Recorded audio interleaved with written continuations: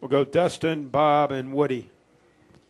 Dustin Long, Landmark Newspapers. Had two quick questions. One, just in light of last week's incident, having seen that in some of your experiences here recently with Jeff, did you almost kind of cringe, or you kind of know what those guys were going to go through, what was going to be next, or although you hadn't quite gone through all that? And second of all, I wanted to ask you just about your first win.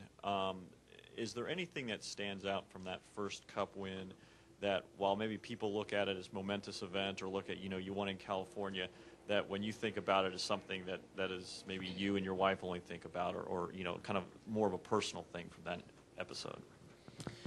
Yeah, first of all, with the teammate situation, it's so much fun to watch it take place and to hear what goes on, but when you're living it, it sucks.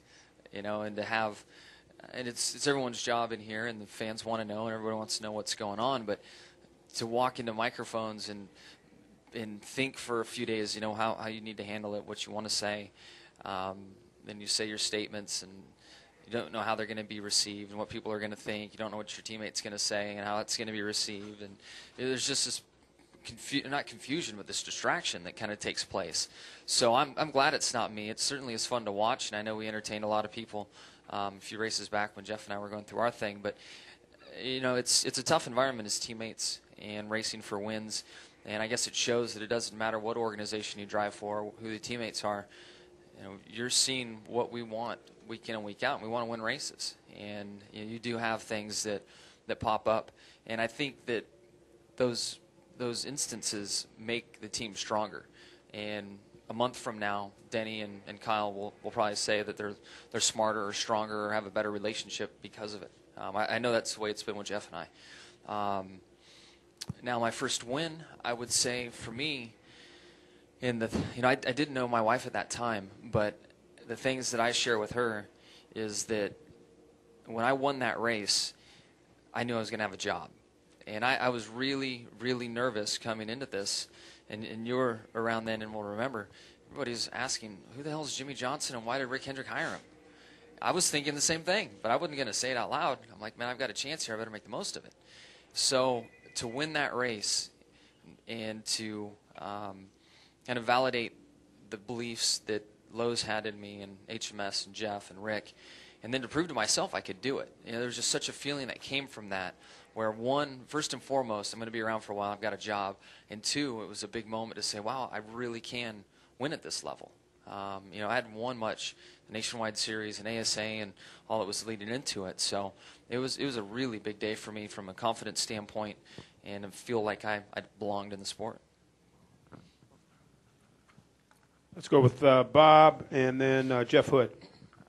Bob Hocker, Scene Daily. Did you have fun watching Denny and Kyle, and what advice do you have for them to get through it?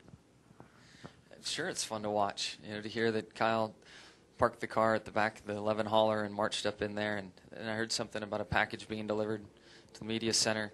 I guess that's not from them, but it's a spin-off of all that's around it. It's entertaining. I mean, there's no doubt about it that it draws you to it. And again, I'm just thankful it's not me in the middle of it. Advice, from a competitive standpoint, I hope they keep fighting. I hope they keep entertaining us because it's a distraction. From a friendship standpoint, obviously the sooner they get it behind them, the better. I want to see it continue on because they're both fast drivers and have a chance of winning this weekend, so I hope it carries on. All right, let's go with Jeff. Got the mic, and then we'll go with Dave Exel. Jeff Hood of RacingToday.com. Jimmie, based on his performance in last week's All-Star race, do you see Kurt Busch as an even stronger contender for this year's chase?